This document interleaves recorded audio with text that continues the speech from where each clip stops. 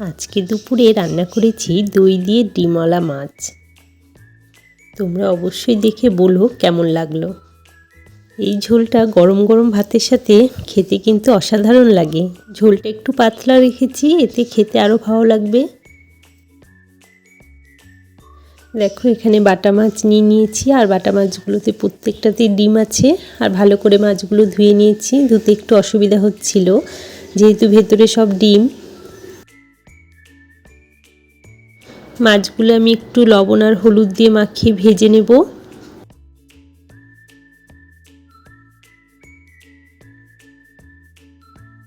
মাছগুলো আমার ভাজা হয়ে গিয়েছে, চলো রান্নায় চলে যাই। এখানে কড়াই বসিয়ে দিয়েছি, আর আমি সর্ষের তেলে রান্নাটা করব। এখানে সর্ষের তেল দিয়ে দিলাম, তেলটা একটু গরম হয়ে গিয়েছে। তেলে আমি গোটা জিরে দিলাম। এবার এখানে আমি আলু দেব। আলুগুলো আমি একটু ডুমো ডুমো করে কেটেছি।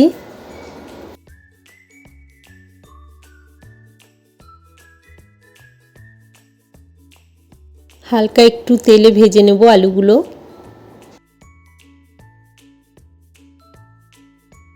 যখন আলুগুলো হালকা ভাজা হয়ে আসবে তখন আমি একটু পেঁয়াজ আদা সব একসাথে বেটে রেখেছিলাম, কাঁচা লঙ্কাও দেওয়া আছে, সেই বাটার থেকে আমি 2 চামচের মতন দেব।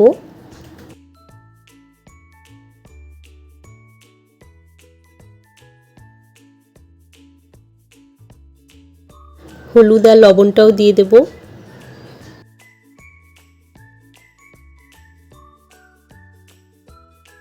এক মিনিট মতন আলুর সাথে মশলাটা কষাবো। 1 মিনিট একটু ভালো করে নাড়াতে হবে, নইলে মশলাটা লেগে যেতে পারে।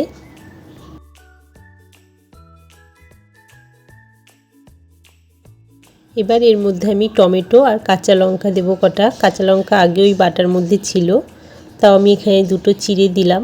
তোমরা চাইলে দিতে পারো, নাও দিতে পারো।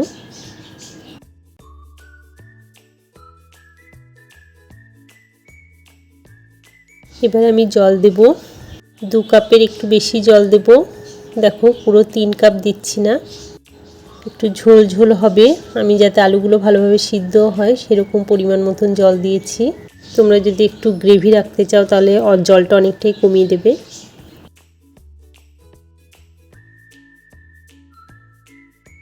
এটাকে আমি 2 মিনিটের মতন ঢাকা দেবো যাতে আলুটা সিদ্ধ হয়।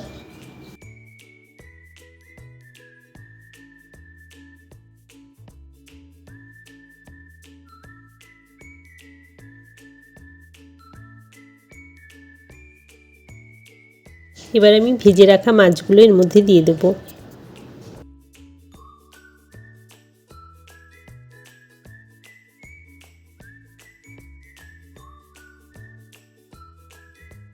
মাছের ঝোলটা একটু হালকা করে নেড়ে দেব।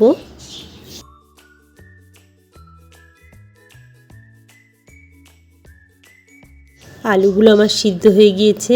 এবার যেটা ব্যবহার করব, দই ব্যবহার করব। এখানে আমি 2 চামচের মতন দই দেব।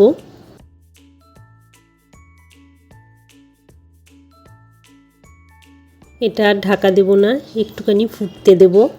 দইটা কিন্তু আমি ঠিক নামানোর আগেই দেব। রান্নাটা আমার হয়ে গিয়েছে, নামিয়ে নেব। ঠিক আছে বন্ধুরা, রান্নাটা যদি তোমাদের ভালো লেগে থাকে তাহলে প্লিজ একটা লাইক করে দিও। আর যারা নতুন দেখছো অবশ্যই সাবস্ক্রাইব করো পরের ভিডিওগুলো দেখার জন্য।